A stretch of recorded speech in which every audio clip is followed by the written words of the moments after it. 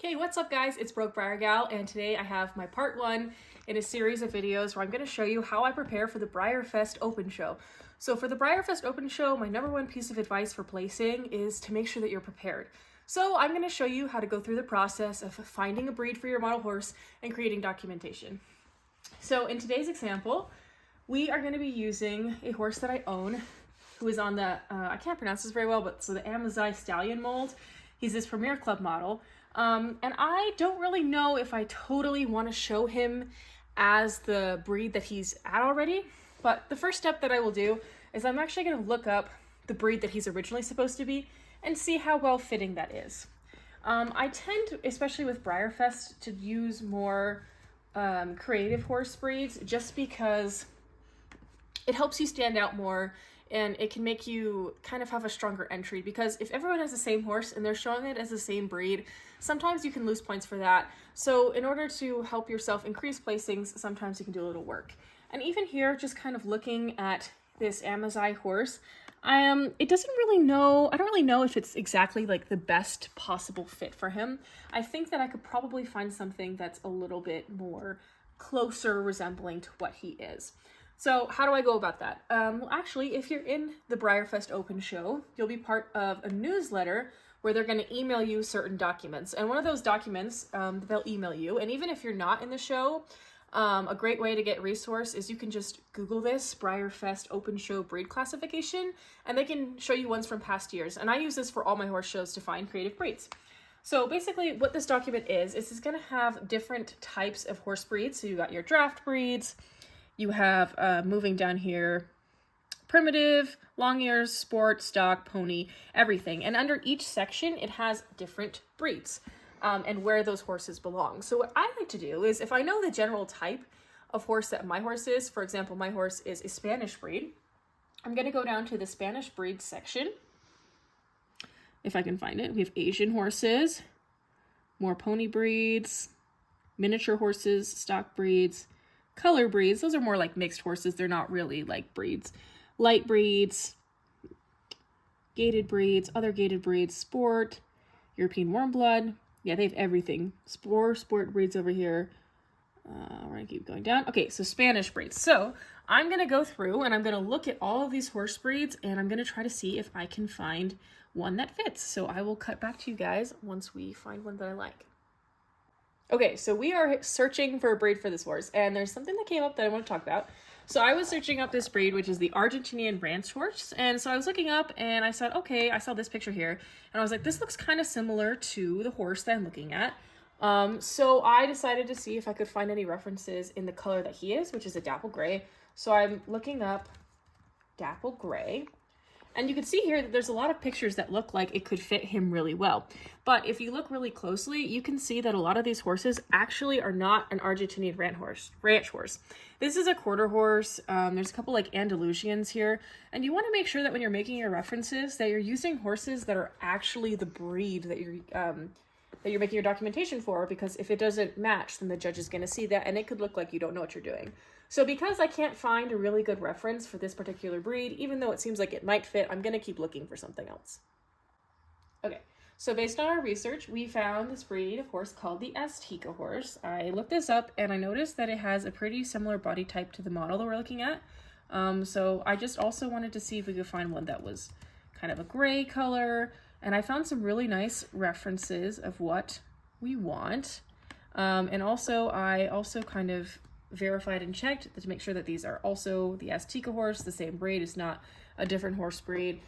Something that I really liked about this particular breed is that the color and the conformation is super similar to our horse here. If we go back and we look at our Amazigh Stallion, they have that kind of high, broad neck, those dapples, even the positioning is pretty similar. So I basically went through and I found two pictures that I thought really well represented the model that I had. And I decided that his breed is going to be the Azteca horse. So now the next step that we're going to do is we're actually going to go research more information about this breed and put it into the format for the actual documentation. Okay, so now what we need to do that we found the breed, we found a picture that matches, is we need to get the actual documentation to back up why this model represents this breed and what this breed is. So my favorite resource to use for this is called Horse Breed Pictures. It's a website that has basic facts and information about pretty much every horse breed you could ever want. If there, for some reason, the breed that you want does not have a page under here, you can use other resources. Just make sure that you cite your sources at the end because you don't want to plagiarize without giving credit. So here, what I'm going to do is I'm going to open up this page and I'm going to find some just general information. This is nice because I like this site because it has just quick facts that you can easily read. So it will say things like the temperament of the horse, characteristics, colors, what uses, that sort of thing, and the country of origin. So the country of origin over here is Mexico. So I'm going to go into my format for this documentation that I'm making. And this has information just filled in from a previous sort of documentation I did. So I'm going to change the origin to be Mexico. And the next piece of information that we're going to need is the height, the general height. How big are these horses supposed to be? So I'll go and I'll check in this little section here. And it looks like the height is 14.3 to 15.1 hands. So I'll go here, 3 hands to 15.1 hands. Awesome. And now we need to see what colors are allowed. If your horse is an unusual color from the breed, you need to also make additional documentation for that. We can actually check to see if he's a common color, and let's see what it says about that. So it says almost all solid colors with gray being the most common. It also says that Ronin Pinto can be a thing, but since he is a very common color, we're not going to need to make extra documentation for this. I'm also going to make sure that everything is either consistently bolded and not bolded, just so that it makes it look more professional. So now that we have done that, we're going to basically go through and write a little bit of a summary about the horse breed and kind of what they are. And so I'll cut back to you once I have that written. Okay, so I have wrote the summary for the breed. I like to include just general characteristics of the horse. For example, the Azteca horse is very athletic with a good docile temperament and very muscular conformation. I like to also include what the horses are used for. Since this is a very diverse breed, they're used for Western and English fence. I included those specifics. And also, I really like to include physical characteristics or breed standards because the judge is not going to know the standards for every single breed right off the top of their head. So if you can provide them for a very quick guide and make that support the horse you have, it can not only make their job easier, but it also is going to help support your decision for choosing this breed for the horse, because essentially documentation is meant to justify your breed selection for the horse.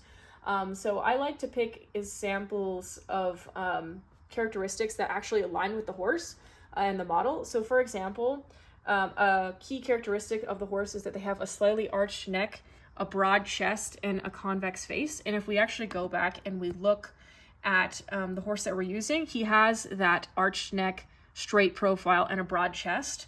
So he's very in line with the breed that we selected here. And that is also supported by the pictures that I selected. Personally, I like to keep my documentation pretty short and sweet about this length, about half a page. You can do up to a full page if you want, but I would advise kind of limiting your documentation to the most important points, because you need to keep in mind that this is going to be in a class with, 20, 30 plus horses at times.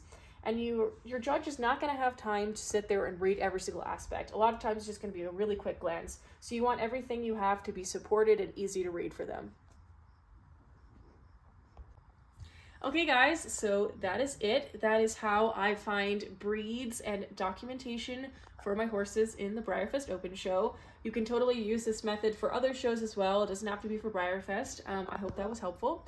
If you guys have any other suggestions or ways that you like to do this, or comments or questions about the process or how I do it, I would love to answer them or make future videos. Liz is also going to help me make other preparation videos sometimes. So if you want to see videos like how to make pony pouches and how to pack models, how to organize your show table, how to cover up scratches or marks, or what to look for when buying models for showing, we can totally make those videos. So until next time.